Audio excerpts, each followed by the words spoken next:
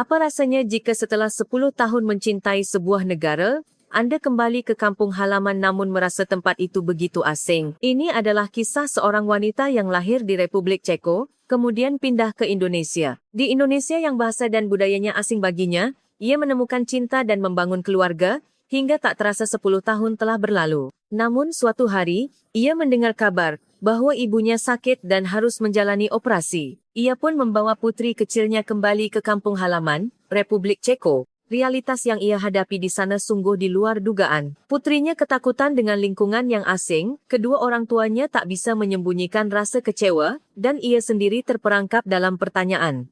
Sebenarnya, aku ini milik mana? Namun sebuah gambar dan satu ucapan dari putrinya yang berusia 4 tahun benar-benar meruntuhkan hatinya. Apa sebenarnya yang tergambar dalam lukisan itu? Dan di manakah sebenarnya kampung halaman sejati tempat ia akhirnya kembali dengan derai air mata? Sekarang, saya akan menceritakan kisah yang menakjubkan dan mengharukan ini. Video ini adalah rekonstruksi cerita. Mari kita mulai kisah hari ini. Langganan dan suka akan membawa keberuntungan bagi pelanggan anda. Pada tahun 2014, saya datang ke Indonesia melalui program NGO di bawah naungan PBB.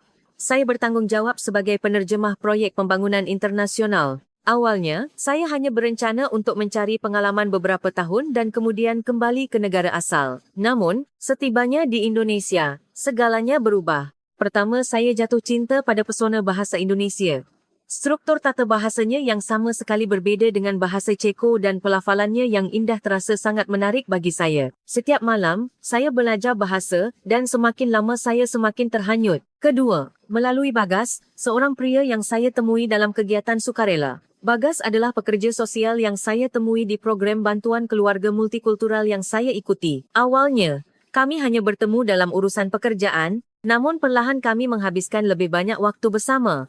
Bagas dengan sungguh-sungguh membantu saya belajar bahasa Indonesia. Mbak Kartika, kata ini diucapkan begini, katanya sambil tersenyum mengajari saya. Sosoknya terlihat begitu hangat. Pada tahun 2016, kami menikah. Orang tua saya datang dari Ceko, dan kami melangsungkan upacara adat pernikahan Indonesia. Ayah berkata, asalkan putriku bahagia, itu sudah cukup, tetapi ibu menunjukkan ekspresi sedikit kecewa. Saat itu saya tidak mengerti mengapa ibu berekspresi seperti itu.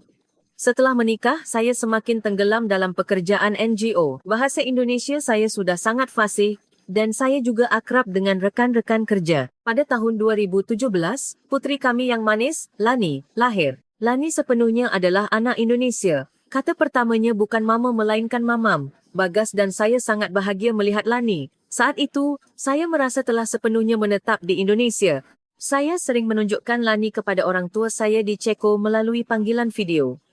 Nenek selalu berkata, Lani cucuku memang cantik sekali, namun juga menekankan bahawa saya harus mengajari bahasa Ceko. Tapi Lani jauh lebih fasih berbahasa Indonesia. Begitulah, 10 tahun berlalu, saya merasa sudah sepenuhnya menjadi orang Indonesia. Saya ikut membuat rendang, menonton drama televisi Indonesia, dan aktif dalam perkumpulan warga kompleks perumahan. Ceko terasa semakin jauh. Pada suatu pagi di tahun 2024, pagi itu sama seperti pagi-pagi biasanya. Lani sudah kelas 1 SD dan setiap hari dengan gembira pergi ke sekolah. Saya sibuk dengan pekerjaan NGO dan Bagas bekerja keras sebagai pekerja sosial. Namun, tiba-tiba ada telepon dari Ceko.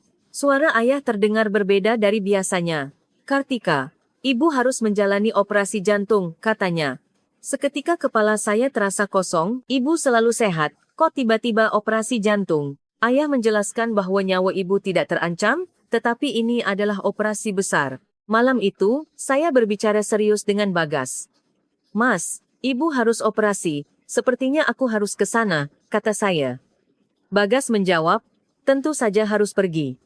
Namun ada masalah, Bagas tidak bisa ikut karena pekerjaannya, dan Lani harus ikut serta. Lani juga harus sekali melihat nenek, kata Bagas. Jujur, saya sedikit cemas. Lani sama sekali tidak bisa bahasa Ceko, dan saya sendiri, setelah 10 tahun tidak kembali. Saya tidak tahu akan bagaimana nanti. Namun, karena operasi ibu, saya tidak punya pilihan. Ketika saya bilang kepada Lani, Lani yuk kita ke Ceko ketemu nenek dan kakek, Lani bertanya, Ceko itu apa bu? Saat itu saya sedikit terkejut. Saya menyadari bahwa putri saya sama sekali tidak tahu kampung halaman saya. Itu tempat ibu dilahirkan. Tempat nenek dan kakek tinggal. Saya menjelaskan. Lani bertanya, Ayah ikut juga? Ketika saya jawab, tidak, cuma Lani sama ibu saja. Lani jadi sedikit murung. Saya memesan tiket pesawat dan mengemasi barang. Ini adalah perjalanan pulang kampung setelah 10 tahun. Saya merasa bersemangat, namun di sisi lain juga cemas. Apakah Lani bisa beradaptasi dengan baik? Semuanya baik-baik saja hingga kami berangkat dari Bandara Internasional Soekarno-Hatta. Lani juga senang karena ini penerbangan jarak jauh pertamanya. Namun, setibanya di Bandara Praha, saya merasakan sesuatu yang aneh. Ketika saya menyerahkan paspor Ceko di bagian imigrasi, petugas memandang saya dengan aneh. Lalu ia bertanya, "Dari mana Anda datang?" Saya menjawab, "Dari Indonesia." Ia kembali bertanya, "Apakah Anda benar-benar orang Ceko?" Saat itu saya benar-benar kaget. Jelas saya orang Ceko dengan paspor Ceko. Mengapa ia menanyakan hal itu? Petugas imigrasi itu berkata, "Anda terlihat seperti orang asing sekarang." Nada bicaranya dan ekspresinya dingin. Lani memegang tangan saya erat-erat. Mungkin ia merasakan suasana asing itu. Bandara itu sendiri juga sangat berbeda dengan Bandara Soekarno-Hatta. Terlihat lebih tua, gelap, dan orang-orangnya berwajah tanpa ekspresi. Di pintu kedatangan orang tua saya sudah menunggu. Ini adalah ayah dan ibu yang saya lihat setelah 10 tahun. Ibu terlihat sangat kurus, dan rambut ayah sudah memutih. Melihat mereka seperti itu, tiba-tiba saya merasa bersalah. Mereka memanggil Kartika dan memeluk saya. Tapi ada sesuatu yang canggung. Pelukan itu sama seperti 10 tahun yang lalu, tapi mengapa saya merasa begitu asing? Saya memperkenalkan Lani. "Nenek, kakek." Saya mengajarkan Lani menyapa dalam bahasa Indonesia. Orang tua saya sangat gembira. Namun Lani diam-diam bersembunyi di belakang saya. Karena tidak mengerti bahasa Ceko sama sekali, ia pasti takut. Ayah berkata dalam bahasa Ceko, "Lani, ini kakek." Tapi Lani tidak mengerti. Saya harus menerjemahkan. Saat itu, saya merasakan sesuatu yang aneh. Dalam perjalanan pulang, saya melihat keluar jendela, dan kota ini benar-benar banyak berubah. Ada bangunan-bangunan baru dan toko-toko yang sudah tidak ada lagi. Namun, secara keseluruhan, terasa jauh lebih gelap dan suram dibandingkan Indonesia. Lani bertanya, "Bu, kenapa di sini sepi sekali?" Bagi Lani yang terbiasa dengan suasana Indonesia yang ramai, Ceko pasti terasa sangat sepi. Saya pun merasakan hal yang sama. Setibanya di rumah, kami makan hidangan tradisional Ceko yang disiapkan ibu, goulash dan knedliki. Ini adalah masakan kampung halaman yang saya makan setelah 10 tahun, tapi rasanya tidak seenak dulu. Atau mungkin, selera saya yang sudah berubah. Lani bertanya, "Bu, ini apa?" Bagi Lani yang terbiasa dengan masakan Indonesia, rasanya pasti asing. Nenek sedikit kecewa, cucuku Lani tidak suka masakan Ceko. Ya, pada hari kedua, saya bertemu teman lama, Marketa. Marketa adalah sahabat karib saya sebelum saya pergi ke Indonesia. Marketa yang saya temui setelah 10 tahun sangat berbeda. "Kartika, sudah lama sekali kita tidak bertemu," katanya dengan gembira. Tapi ekspresinya tidak seperti dulu.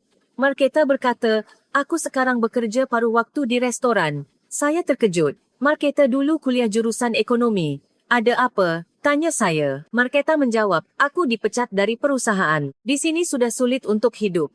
Kami terus mengobrol, dan kata-kata Marketa semakin mengejutkan. "Eropa juga tidak stabil.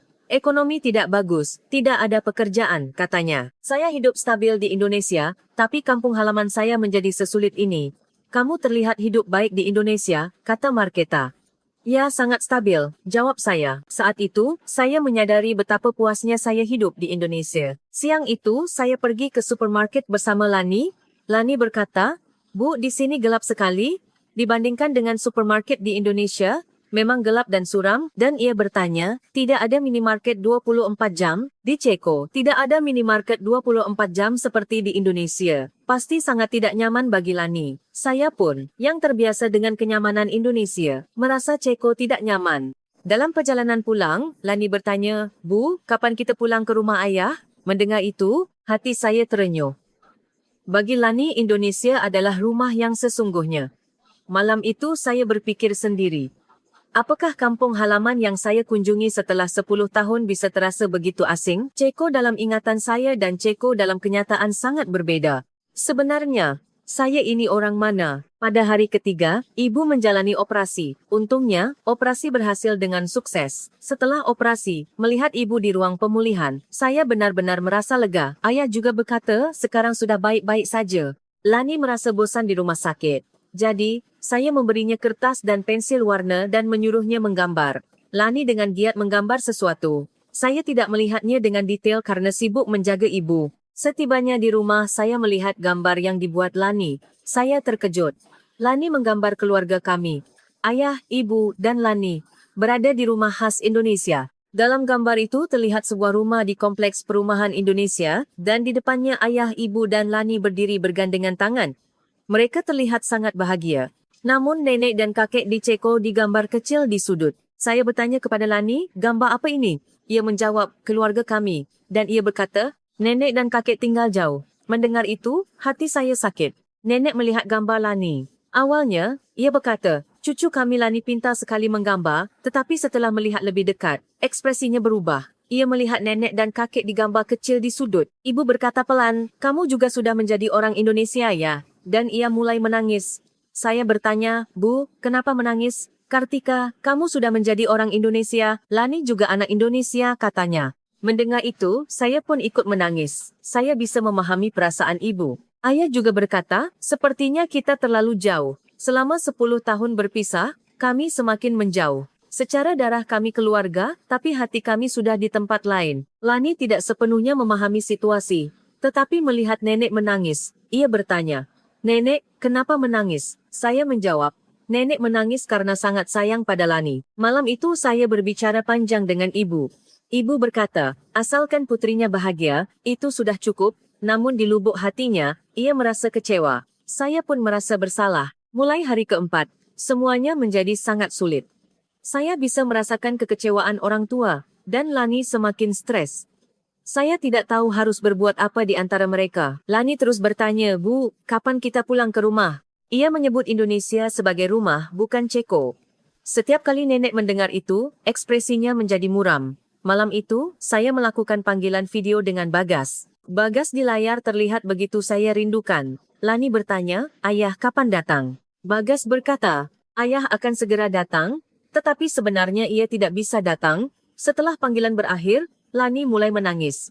Aku rindu ayah, katanya sambil meneteskan air mata. Nenek mencoba menghibur, tetapi Lani tidak mengerti bahasa Ceko, jadi komunikasi tidak terjalin. Hati saya benar-benar sakit. Putri saya kesulitan. Orang tua saya juga terluka. Jika situasi ini terus berlanjut, semua orang akan terluka. Keesokan paginya, Lani berbisik kepada saya, Bu, rumah kita itu di Indonesia.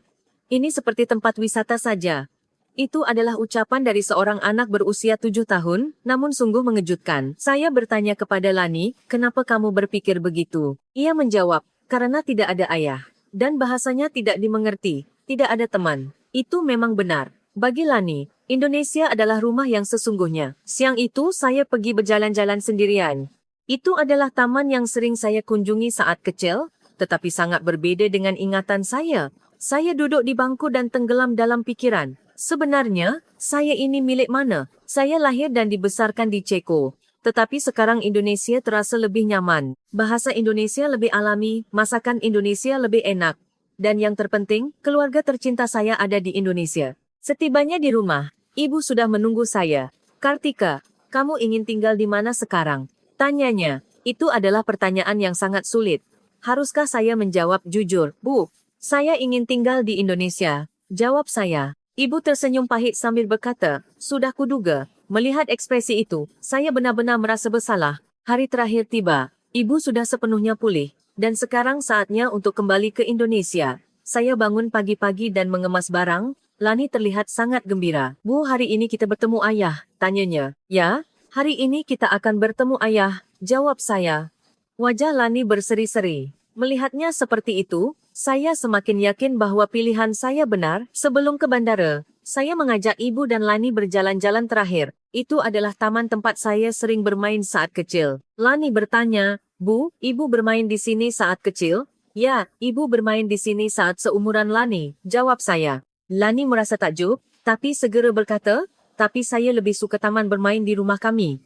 Ia merujuk pada taman bermain di kompleks perumahan Indonesia. Ibu memegang tangan Lani dan berkata, tentu saja, Lani kan lahir di Indonesia. Dan ia berkata kepada saya, asalkan kamu bahagia, itu sudah cukup. Bu, saya benar-benar minta maaf, kata saya. Ibu memegang tangan saya dan berkata, Kartika, kampung halaman bukan tempat kamu dilahirkan. Kampung halaman adalah tempat kamu bersama orang-orang yang kamu sayangi. Mendengar itu, air mata saya menetes. Ibu memahami pilihan saya. Tempat kamu bersama orang-orang yang kamu cintai adalah kampung halamanmu yang sesungguhnya, katanya. Saat berpisah di bandara, Lani tiba-tiba berkata dalam bahasa Ceko, "Nenek, sayang nenek." Itu adalah satu-satunya kalimat bahasa Ceko yang saya ajarkan padanya. Nenek sangat gembira dan memeluk Lani erat-erat. Ayah juga berkata, "Lani, kakek sangat sayang padamu." Lani tidak mengerti, tetapi ia pasti merasakan kasih sayang kakek. Saya pun memeluk ayah erat-erat. Di dalam pesawat, Lani bertanya, "Bu, kapan kita bertemu nenek dan kakek lagi?" "Kita akan datang lagi tahun depan," jawab saya. Lani berkata, "Nanti ayah ikut juga, ya?"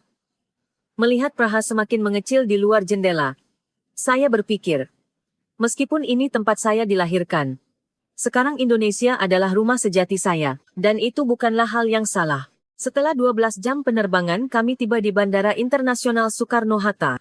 Ketika saya menunjukkan visa tinggal di Indonesia di bagian imigrasi, petugas dengan ramah berkata, "Selamat datang kembali." Rasanya sangat berbeda dengan bandara di Ceko. Di pintu kedatangan, Bagas sudah menunggu. Lani berteriak ayah, dan berlari ke arahnya. Melihat Bagas menggendong Lani, saya merasa sangat terharu. "Ini yang namanya keluarga," pikir saya. "Sayang, kamu pasti lelah," kata Bagas. Saya pun memeluk Bagas erat-erat. Kami baru berpisah sekitar 10 hari, tapi rasanya seperti sudah lama sekali tidak bertemu. Di taksi, Lani menceritakan semuanya kepada ayah. "Ayah, rumah nenek dan kakek gelap sekali. Dan tidak ada minimarket," kata Lani. Bagas tertawa dan bertanya, "Oh, jadi rumah kita lebih bagus, ya?" Lani memeluk ayah dan berkata, "Ayah, rumah kita yang paling bagus? Ini rumah yang sesungguhnya." Mendengar itu, hati saya pun semakin mantap. Bagi Lani, dan juga bagi saya, Indonesia adalah rumah yang sesungguhnya. Setibanya di rumah, Lani langsung berlari ke kamarnya. "Kasurku, mainanku," teriaknya dengan gembira. Saya tidak menyangka rumah yang ditinggalkan selama 10 hari bisa terasa begitu berharga. Saat makan malam, keluarga kami berkumpul dan makan bersama, sayur asam dan nasi. Itu adalah rasa yang saya rindukan selama 10 hari di Ceko. Lani berkata, "Memang masakan rumah kita yang paling enak." Bagas bertanya, "Bagaimana keadaan ibu?" Saya menceritakan semua yang terjadi di Ceko. Lukisan Lani, air mata ibu dan ucapan terakhir ibu. "Ibu memang wanita yang sangat bijaksana," kata Bagas. "Ucapan bahawa kampung halaman adalah tempat kita bersama orang-orang yang kita sayangi itu benar," katanya. Saya pun sangat setuju dengan ucapan itu. Malam itu, setelah menidurkan Lani, saya bertanya padanya, "Lani, bagaimana perjalananmu ke Ceko?" Lani menjawab, "Nenek dan kakek baik, tapi aku tidak suka karena tidak ada ayah." "Jadi, rumah kita lebih bagus?" tanya saya. "Iya, ini rumah yang sesungguhnya," jawabnya. Bagi Lani, itu adalah hal yang sangat wajar.